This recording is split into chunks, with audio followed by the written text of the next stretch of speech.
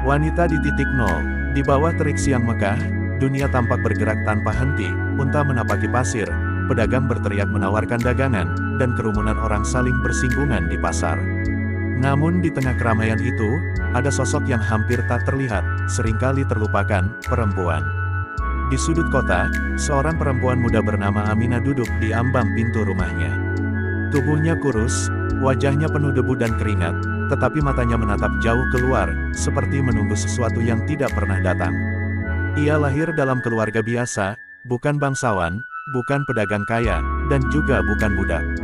Tapi dalam dunia jahiliyah, status sosial seorang perempuan selalu berada di bawah bayang-bayang laki-laki, ayah, suami, atau saudara laki-laki. Aminah menghela napas panjang. Ia ingat masa kecilnya, ketika bermain di halaman rumah bersama adik-adiknya. Ia belajar dengan cepat satu hal yang tidak tertulis di kitab manapun, suara perempuan tidak dianggap, kata-kata perempuan tidak dihargai, dan pilihan perempuan seringkali ditentukan oleh orang lain. Hari itu, seperti biasa, Aminah membawa air untuk tuannya. Dalam perjalanan, ia melihat seorang perempuan budak menjerit ketika jatuh dan kakinya tersangkut di batu. Tuan rumah perempuan itu menertawakannya. "Bangkit, kau bukan untuk menangis," teriaknya. Aminah menunduk, hatinya sakit. Ia tahu dunia ini tidak adil. Perempuan yang lemah akan terus diperlakukan rendah, dan suara mereka hampir tidak terdengar. Bahkan di rumah sendiri, perempuan tidak memiliki kata terakhir dalam keputusan keluarga. Ia belajar bahwa hidup sebagai perempuan adalah hidup di titik nol, tidak ada hak, tidak ada pilihan, dan hampir selalu berada di bawah kontrol orang lain. Malamnya, Aminah duduk di atas atap rumahnya, menatap langit yang penuh bintang. Angin gurun meniup rambutnya, tetapi tidak membawa kelegaan. Ia memikirkan nasib perempuan-perempuan lain, yang dipaksa menikah, yang dijual, yang bekerja tanpa henti, yang dipukuli karena kesalahan kecil. Ia bertanya dalam hati, apakah kita memang selalu harus tunduk? Apakah dunia memang sekejam ini terhadap perempuan? Namun pertanyaan itu adalah permulaan dari sesuatu yang lebih besar. Dalam diamnya, benih keberanian mulai tumbuh. Aminah tahu ia tidak bisa mengubah dunia sendiri, tetapi setidaknya ia bisa menjaga martabatnya, menolak kezaliman meski hanya dalam hal-hal kecil. Suatu hari, di pasar Mekah, Aminah menyaksikan seorang perempuan muda dipaksa menikah oleh seorang lelaki dari suku besar. Perempuan itu menolak, menjerit, tetapi tidak ada yang mendengarkan. Ayahnya mengangguk setuju, menganggap kehormatan keluarga lebih penting daripada suara anaknya. Aminah berdiri di kejauhan, menahan air mata. Ia menyadari satu hal, perempuan dalam dunia jahiliyah bukan hanya kehilangan hak, tetapi juga kehilangan diri mereka sendiri. Mereka dianggap sebagai objek, bukan manusia. Kehormatan mereka adalah alat tawar-menawar, bukan sesuatu yang dimiliki untuk diri sendiri. Di rumahnya, Aminah mulai mencoba hal-hal kecil, berbicara lebih lantang, menolak perintah yang tidak masuk akal, menegur adik laki-lakinya ketika mencoba memperlakukannya seolah tak punya suara. Hal-hal ini tampak sepele, tetapi bagi seorang perempuan jahiliyah, ini adalah bentuk perlawanan moral. Ia sadar bahwa keberanian tidak selalu datang dari pedang atau suara keras. Kadang, keberanian muncul dari menolak tunduk pada ketidakadilan, bahkan ketika dunia tidak memperhatikan. Di sisi lain, Salma, teman lama Aminah, membawa kabar dari pasar.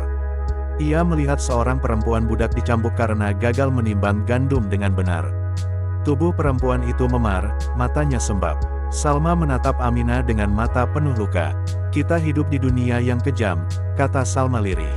"Tapi kita masih bisa memilih, tetap diam, atau melawan meski dengan suara kecil." Aminah menunduk, merasakan dorongan untuk melakukan sesuatu. Ia tahu bahwa dunia jahiliyah tidak akan berubah dengan sendirinya, tetapi manusia yang menolak diam adalah permulaan dari perubahan. Hari demi hari, Aminah menyaksikan lebih banyak ketidakadilan, perempuan dijual, anak perempuan tidak diizinkan belajar, budak perempuan dipaksa bekerja tanpa henti.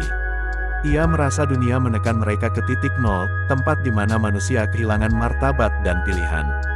Tetapi di tengah semua itu, Aminah menemukan cahaya kecil, perempuan-perempuan yang menolak tunduk sepenuhnya, yang menjaga martabat mereka meski dunia menekan.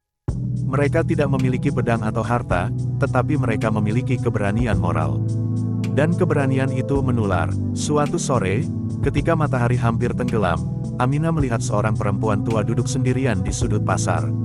Perempuan itu tampak lelah, tetapi matanya berbicara, keberanian, pengalaman, dan keteguhan hati. Aminah menghampirinya, duduk di sampingnya. Perempuan tua itu menatap Aminah. "Engkau berbeda," katanya lirih. "Engkau melihat dunia tidak hanya dengan mata, tetapi dengan hati." Aminah tersenyum lemah. "Aku ingin bisa melakukan sesuatu. Aku lelah melihat ketidakadilan." Perempuan tua itu menepuk pundaknya. "Mulailah dengan dirimu sendiri. Jangan biarkan dunia meniadakan suaramu. Bahkan jika kau hanya satu orang, kebaikanmu akan menjadi cahaya."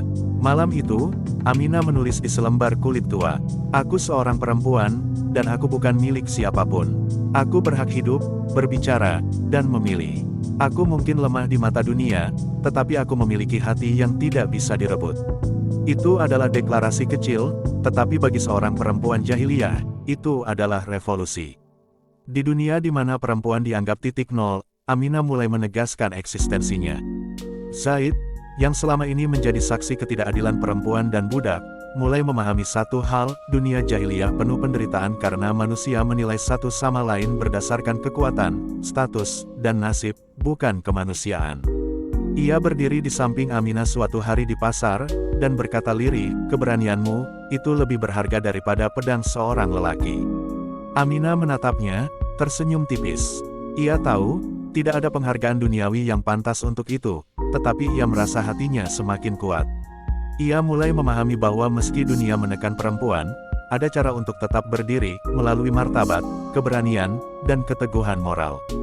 Di malam hari, Warakah menatap langit. Ia mendengar doa-doa sunyi dari perempuan yang tertindas, dari budak yang lelah, dari anak-anak yang menangis. Ia tahu bahwa benih perubahan sedang tumbuh. Perempuan yang menolak tunduk, manusia yang menolak diam, adalah cahaya kecil yang akan tumbuh menjadi terang suatu hari. Ia menulis di kulit tua, dunia jahiliyah menekan manusia di titik terendah. Tetapi dari titik nol itu, suara-suara kebenaran akan muncul. Dan ketika cahaya itu datang, dunia akan berubah. Aminah menatap bulan yang memantul di pasir gurun. Ia tahu hidupnya masih penuh keterbatasan, tetapi ia merasakan sesuatu yang berbeda, keberanian moral yang tidak bisa diambil siapapun.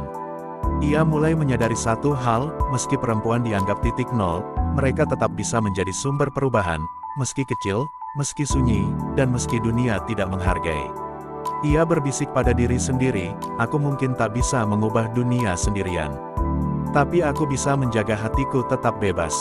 Di titik itulah Aminah berdiri, perempuan di titik nol, namun dengan hati yang mulai menolak tunduk pada kezaliman.